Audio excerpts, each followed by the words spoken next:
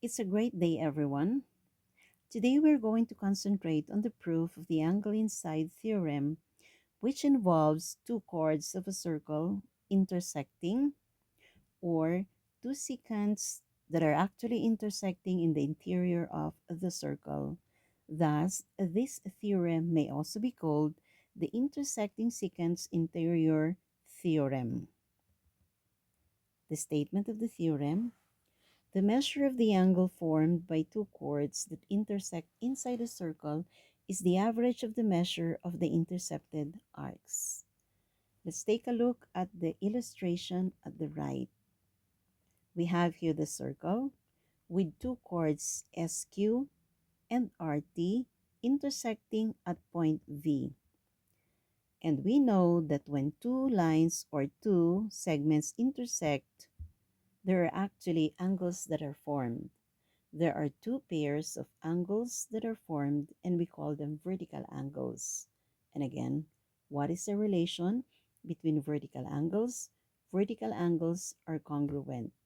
So according to the theorem, let's take a look at the measure of angle SVR. Where is angle SVR? Angle SVR is this angle here, which is actually vertical to angle TVQ. And angle SVR and angle TVQ are congruent. So where is the arc opposite angle SVR? That is arc SR. The angle opposite or the arc opposite angle QVT is arc TQ. So that according to the theorem, we are able to say that the measure of angle VSVR is equal to half the sum of the measures of arc SR and arc QT. If we also take into consideration another of the angles, say angle SVT, where is angle SVT? There, that is the angle SVT, which is vertical to angle RVQ. So what are the intercepted arcs in relation to angle SVT? We have arc ST, this arc here, and we have arc RQ. And according to the theorem, we can state that the measure of angle SVT is equal to the sum or the measure of arc ST plus the measure of arc RQ. We get the sum and we divide that by 2. So let's proceed to the proof. Let us make use of the same illustration, but this time we will concentrate on getting the measure of angle QVR. Angle QVR, this angle here. So let us concentrate on that angle. And we should be able to arrive at this statement that the measure of angle QVR is equal to the measure of arc QR plus the measure of arc ST, then we divide the sum by 2. Let us start by joining point T and point Q using a segment. There we have segment QT. Again, why can we do that? By the line postulate, we say, or it says here, through any 2 points, there is exactly one line. And that is what we did. We have joined points T and Q with a line segment. Since we have connected point T and point Q, we now have a triangle formed, triangle VTQ. So analyzing the figure, we have a triangle VTQ, and we have that exterior angle, angle QVR, which we are interested in determining its measure. So if there is a triangle and there is an exterior angle, we can say that the measure of angle QVR, there, that marked angle, blue, is equal to the measure of angle QTR. Where is angle QTR? There you have the one marked in green, which is in relation to QVR, that is a remote interior angle, plus the measure of angle SQT.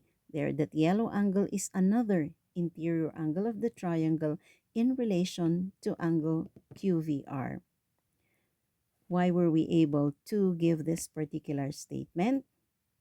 Again, let us remember the exterior angle theorem, which states that the measure of an exterior angle is equal to the sum of the measures of the two remote interior angles of the triangle.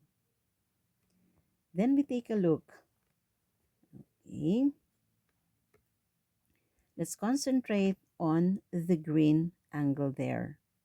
What kind of an angle is angle R or angle 2 QTR?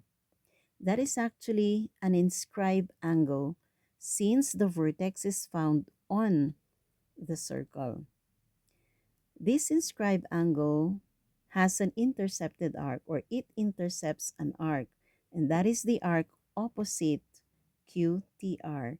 That is arc QR. And since we have an inscribed angle QTR and opposite that is the arc QR, we are able to say that the measure of angle QTR is equal to 1/2 the measure of arc QR. Why is that statement possible? By the inscribed angle theorem, the measure of the inscribed angle is half the measure of the intercepted arc. Let us also take a look at angle SQT, the angle SQT here. Again, angle SQT is an inscribed angle in the circle, on the circle. The vertex is on the circle. Now, it intercepts an arc ST. So we are able also to say that the measure of angle SQT is equal to the measure of arc ST there. The marked angle or the marked arc in brown. Again, the same by the inscribed angle intercepted arc relationship. Alright? And if we take a look, study now, statement 1, statement 2, and statement 3.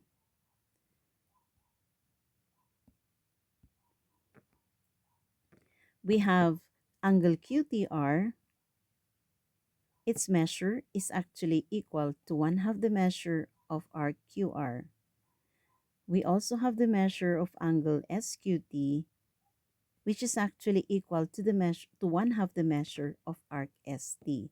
Thus, we can say that the measure of angle QVR is equal to the measure of arc QR plus the measure plus 1/2 the measure of arc ST. Again, by the law of substitution. And then, to simplify our statement for further, we can then say the measure of angle QVR is equal to the measure of arc QR plus the measure of arc ST divided by 2. How did we get that? Applying factorization, and we are able to come up with the desired conclusion, stating that the measure of the angle formed by two intersecting chords is actually equal to the average of the measures of the intercepted arcs. So thus we have proven the theorem. Thank you again for listening. We apply this soon. And again, we have only shown there one angle that is formed in the interior of the circle, formed by two chords. Let us complete that. So we have again angle QVR,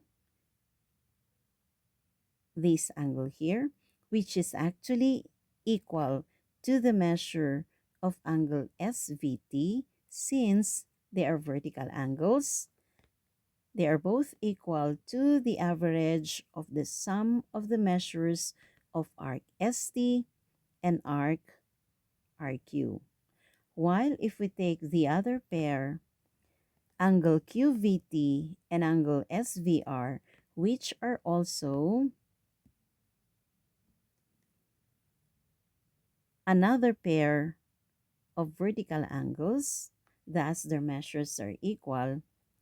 Their measures now would be equal to the average of the sum of the measures of the intercepted arcs, arc SR and arc TQ. There you have it, ladies and gentlemen, the proof of the angle inside theorem. Thank you again for listening.